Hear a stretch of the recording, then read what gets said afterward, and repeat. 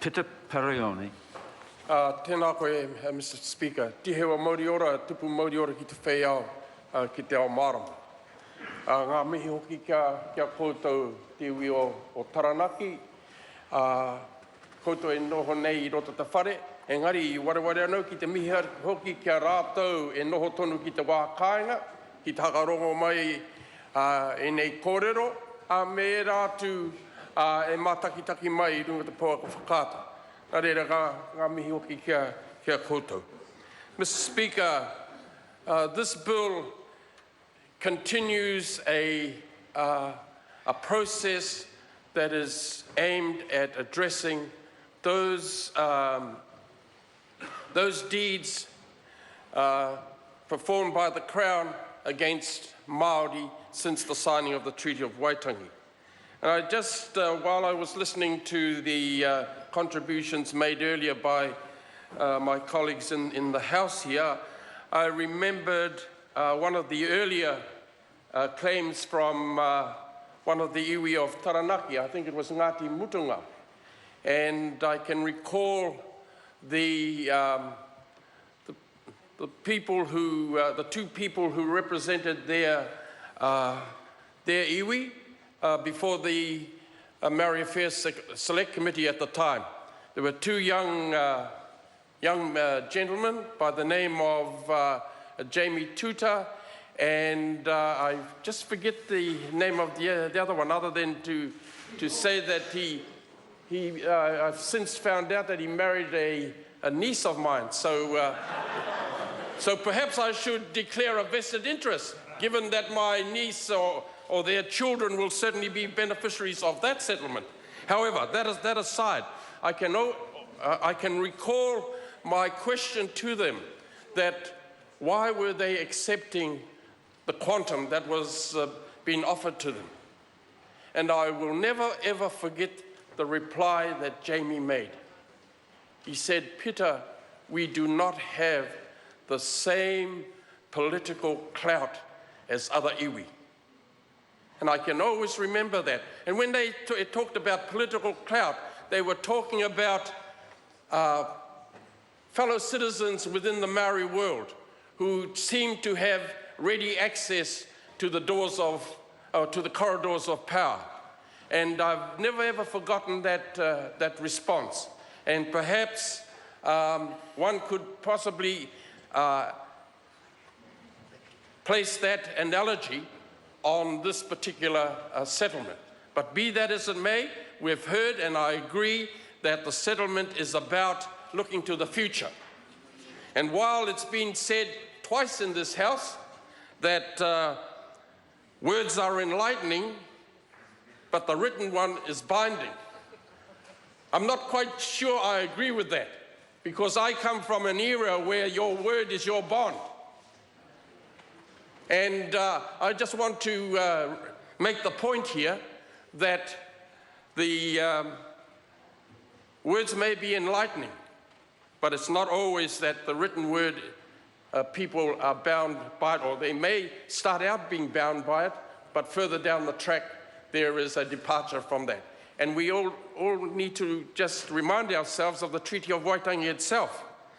Be that as that may, Father, Mr. Speaker, I ought to give some history to the background of this settlement bill. And we all know that before 1860, Taranaki iwi were participating successfully, I might add, in the trading economy and retained control over much of their customary land. So perhaps, having said that, the TPPA might be of some interest to them. In 1860, the Crown purchased land at Waitara despite strong opposition from Wiremu Kingi, te Rangitake, and which leads to a war between Taranaki Maori and the Crown. It's been often said that the Crown used a scorched earth policy, destroying kāinga, cultivations and food stores. 1861, peace was negotiated. However, iwi left only Omata and Taraimaka blocks to occupy. Crown attempts to reoccupy these blocks as well, and as a consequence, life was lost amongst the soldiers and war resumes. Land eventually returned 15 years later to some Māori. Not all Māori. The some Māori were those that were described as being loyal Māori, but through individualized title, thus extinguishing customary rights. In 1866, Te Whiti o Rongomai and Tohu Kākahi established peaceful settlement at Parihaka on Taranaki, Iwi Rohe. And I think, Mr. Speaker, the subsequent events against them probably could be described as one of the worst, if not the worst, atrocities carried out in the name of the Crown. And hence the bill that we have before us to try and address that particular issue. Nonetheless, this whole process has been a lengthy one. And iwi of Taranaki have been referred to as having to endure hardship and having a strong resilience, but also having a sense of survival. And that is manifested by the presence of representatives of the iwi whānui. It is also represented by the work of those who have been responsible for bringing their claim to this point of its journey. Mr. Speaker, the settlement details are articulated in the bill itself, and it makes reference to cultural redress. I just want to articulate on some of them. Vesting of 29 Crown-owned sites to Taranaki iwi, 14 of which are vested in fee simple, 13 are vested as historic reserves. There's the Maitahi Scientific Reserve to be vested as a scientific reserve, and the fee simple estate in Sutton Road Foreshore Local Purposes Reserve, which is vested as a local purpose reserve. There's joint vesting of Ngā Motu or Sugarloaf Islands. That will be continue to be managed by the Department of Conservation. And of course, there are 14 deeds of recognition, relationship agreement between Taranaki iwi and the Ministry for the Environment. It established following protocols for the iwi. The one is the Taonga Tūturu Protocol. Then there's the Fisheries Protocol, the protocol with the Department of Conservation, conserving lands of Taranaki iwi interest.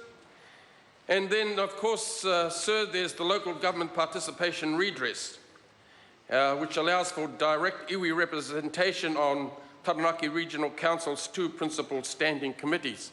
And I just want to make the comment at this time, Mr. Speaker, that given that this year, towards the end of the year, will be local body elections, I hope that the iwi will actually stand candidates to sit on full council, and then they can determine the membership of other committees as well. Just in closing, Mr. Speaker, I want to wish the iwi well. We know that that this settlement will never fully compensate them, and again, as in all other settlements, the nation should be grateful for the generosity that iwi such as Taranaki iwi have allowed for New Zealand to continue its relationship in a way that our forebears anticipated when the Treaty of Waitangi was signed. Nā reira, tēnā koe, tēnā no tātou katoa.